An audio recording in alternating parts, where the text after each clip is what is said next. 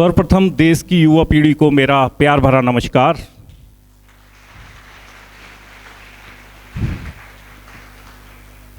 कार्यक्रम के मुख्य अतिथि vice chancellor Shri M S. Chauhan ji का मैं स्वागत करता हूं और आभार व्यक्त करता हूं कि उन्होंने अपने इस विशाल प्रांगण में हमें आप लोगों के बीच प्रस्तुत होने का सौभाग्य प्राप्त कराया है।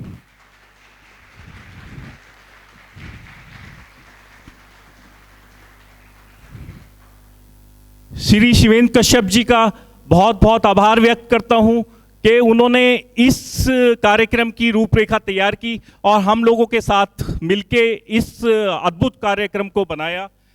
उनका बहुत बहुत स्वागत करता हूं।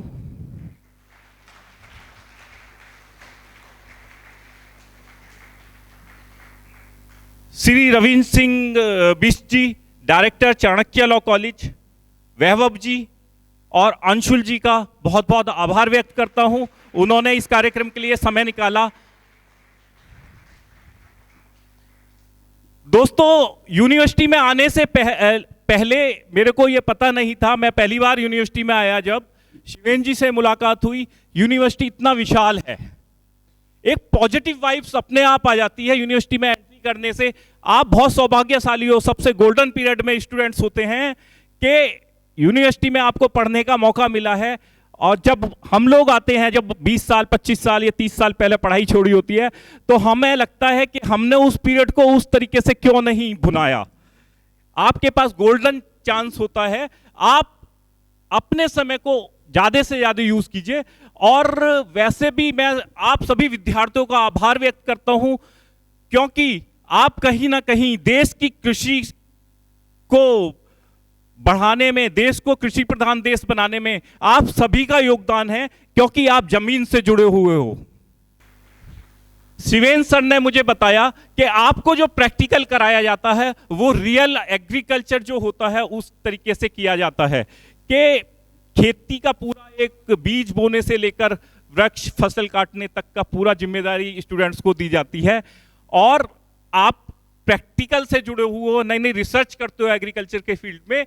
इसका बहुत बड़ा योगदान आपको नहीं पता, देश को बहुत बड़ा योगदान इसका मिलता है। बहुत सारी रिसर्च पंतनगर यूनिवर्सिटी से हुई हैं, तो इसके लिए हम लोग आप सभी के पूरे स्टाफ के आभारी हैं। पूरी यूनिवर्सिटी में जितने भी कर्मचारी हैं उनके आभारी हैं। आज अमर उजाला को सिर्फ न्यूज़पेपर के रूप में ही नहीं जाना जाता, आज अमर उजाला को सामाजिक सरोकारों के रूप में भी जाना जाता है, क्योंकि बहुत सारे सामाजिक सरोकार के काम हम लोग करते हैं। आज अगर हम यहां प्रस्तुत हुए हैं, यह भी एक सामाजिक सरोकार का काम है। मैं बताना चाहता हूं आज का कार्यक्रम किस वजह से आयोजित किया गया। आप लोगों ने देखा होगा मित्रों कि रीडिंग हैबिट कम होती चली जा रही है ना। रीडिंग हैबिट से क्या होता है, आपकी माइंड सेल डेवलप होती हैं, वो चीज हम छोड़ते जा रहे हैं। और जिससे माइंड सेल मेरी डैमेज होती हैं, वो हम स्क्रीन ज्यादा से ज्यादा यूज करते चले जा रहे हैं। संविधान ने हमें कहीं अधिकार दिए हैं तो कहीं ना कहीं कर्तव्य भी दिए हैं। हमारा कुछ देश के प्रति कर्तव्य बनता है। कहीं ना कहीं हमारे अनुशासन में हमें कमी महसूस हुई तो हम यूनिवर्सिटीज में गए, जाते हैं, बहुत सारी चीजें अच्छी देखने को मिलती है, बहुत सारी ऐसी देखने को मिलती है जिसमें सुधार की आवश्यकता है। इसी कारण हमने ये 4 टॉपिक पे व्यक्तित्व विकास, कानून का पालन, समाचार पत्रों का योगदान और रीडिंग हैबिट पे आप लोगों के बीच आने का निश्चय किया। स्टूडेंट्स अपने नंबर के खेल में लगे होते हैं, अपने यूनिवर्सिटी की किताबें पढ़ते हैं, उससे अलग क्या कर सकते हैं, उसी के लिए हमने अपने बीच कुछ विद्वान वक्ताओं को बुलाया है। मुझे उम्मीद है आप उनके विचारों को ध्यान से सुनेंगे और आत्मसात करेंगे। Thank you. You can get ahead for your lunch.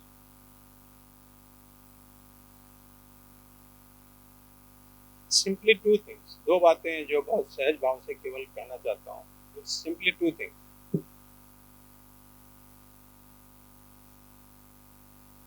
See,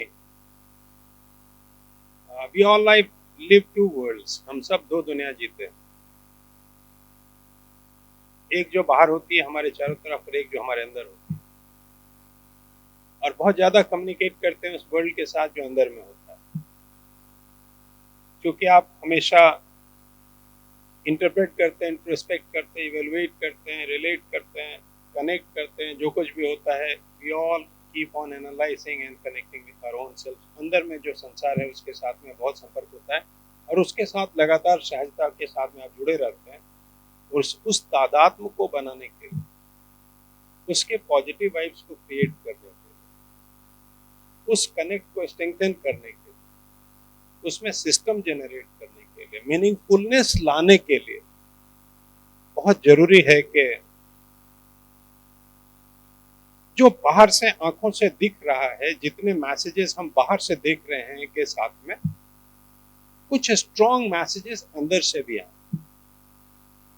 जो अंदर से आने वाले स्ट्रॉन्ग मैसेजेस होते हैं, जो आपको कहते हैं कि you are really beautiful, you are really wonderful, you are really brilliant, you can do anything, जो आपको सहजता से सपोर्ट करते हैं, कठिनाइयों में आपको पीछे से संबल देते हैं, वो केवल आप ही है, किसी और के कहने सुनने से कुछ नहीं होता। अब नेताजी सुभाष चंद्र बोस का एक एग्जाम्पल लेता हूँ, तो उन्होंने कहा कि स्वामी विवेकानंद के थॉट्स को उन्होंने एक छोटे बुकलेट के रूप में कभी पढ़ा।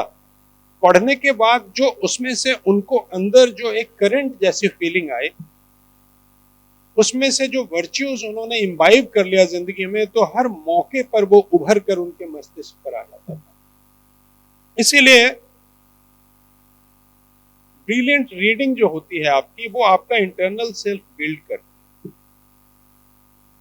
आप एक बार पढ़ते हो, फिर दूसरी बार पढ़ते हो, फिर तीसरी बार पढ़ते हो, फिर चौथी बार पढ़ते हो, और उसमें से धीरे धीरे कुछ वैल्यूज वर्च्यूज ऐसे होते हैं जो निकलते जाते हैं और आपकी जिंदगी का हिस्सा बनते चले जाते हैं, और उसके ऊपर आपका थॉट प्रोसेस बिल्ड होता है। उसके ऊपर आपकी नेगेटिविटीज जितनी भी होती हैं, उसको आप उसके साथ में संघर्ष करते हो, और उसके साथ में चलते हुए मैं जिंदगी में रास्ते निकालते हो।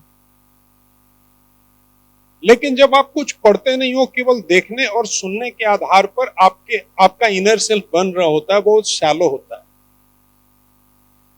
उस शैलो इनर सेल्फ से डीप इनर सेल्फ बनाने के लिए जरूरी है कि उन शब्दों को पकड़ने की कोशिश करो, जिन शब्दों को लिखते हुए में किसी महान व्यक्ति ने अपनी जिंदगी भर की कमाई को लगा दिया, जितने उसके जीवन के एक्सपीरियंसेस। तो उन वर्ड्स में से कोई सुभाष चंद्र बोस बन जाता है, जो जिंदगी भर स्वामी जी के कुछ वर्ड्स को लेकर अपने सारे जिंदगी की कठिनाइयों में से रास्ता निकालता चला जाता। इसीलिए पढ़ना बड़ा जरूरी है। Getting into the words and values of brilliant people, those who really meant many things, इस प्रकार के लोगों के जीवन से कनेक्ट करना, जिन्होंने वास्तव में अपने जीवन में भगवान की कृपा से बहुत कुछ एक्वायर किया, और वो जो एक्वायर किया, उस एक्वायर्ड वेल्थ में से कुछ पर्ल्स निकालकर उन्होंने उन पन्नों पर डाल दिया, जो आपके लिए छोड़ दिया, और आप उससे कनेक्ट कर लेते हो। कनेक्ट करने के बाद एक बार, दो बार, तीन बार, चार बार इंटरप्रेट करते हो, और उसमें से तुम्हारे जीवन के अपने अंदर की ताकत खड़ी होती है। इसीलिए पढ़ना जरूरी है। और इससे भी बढ़कर केवल 1 मिनट में और लूंगा बस, वो ये कि कुछ वो किताबें, जैसे मैंने कहा 10, 20, 50 किताबें अभी बोल सकता हूँ या पूछ भी सकता हूँ, अच्छा क्या पढ़ा, क्या पढ़ा, क्या पढ़ा। This how it goes.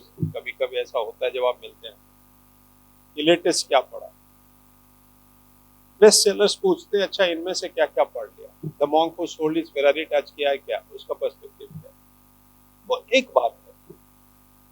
लेकिन इसके साथ में एक और डीपर पर्सपेक्टिव है। अगर दम है तो, सबके लिए नहीं कह रहा, सब में दम नहीं, अगर दम है तो कुछ जो मूल ग्रंथ कहे जाते हैं, जैसे गीता है, तो कभी टच किया होगा, भगवान जी के पास रखा हुआ होगा तो हो सकता है। लेकिन अगर दम है तो फिर थोड़ा सा वर्सेस ऑफ गीता को टच करने का, ये मूल ग्रंथ, तो वर्सेस ऑफ गीता को टच करने का प्रयास करो। उसमें से कुछ 1, 2, 4 जो कनेक्टिंग मंत्र है उसको पढ़ के देखो, फिर उसके इंटरप्रिटेशंस पढ़ के देखो, डिफरेंट इंटरप्रिटेशंस पढ़ के देखो, तो उसमें से जो रियल वर्थ होता है, वो रियल वर्थ वास्तव में बहुत इन डेप्थनेस के साथ में जिंदगी में अगर उतर आए तो पूरी जिंदगी के लिए एक ताकत हो जाती है। लेकिन उसके लिए मूल ग्रंथों को टच करने का दम चाहिए। तो वो तो ठीक है, अल्केमिस्ट देख लिया, पोलो और कोलो,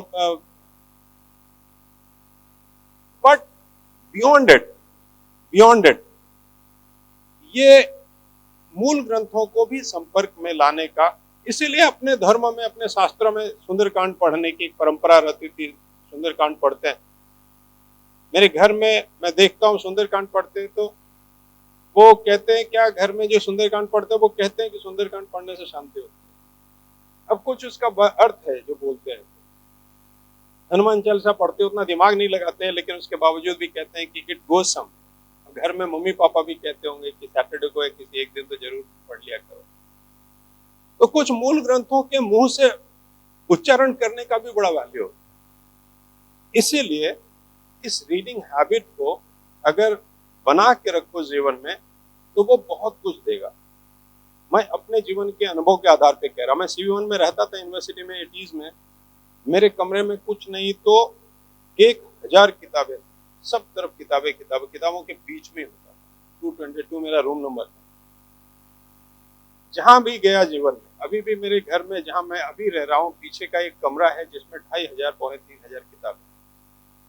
क्योंकि किताबें, मैं तो कल्पना ही नहीं कर सकता कि किताबों के बगैर भी जीवन हो सकता।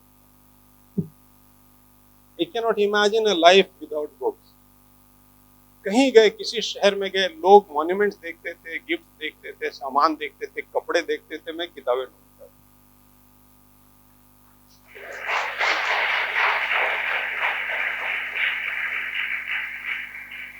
तो इसीलिए अगर हो सके, it all depends on interest also.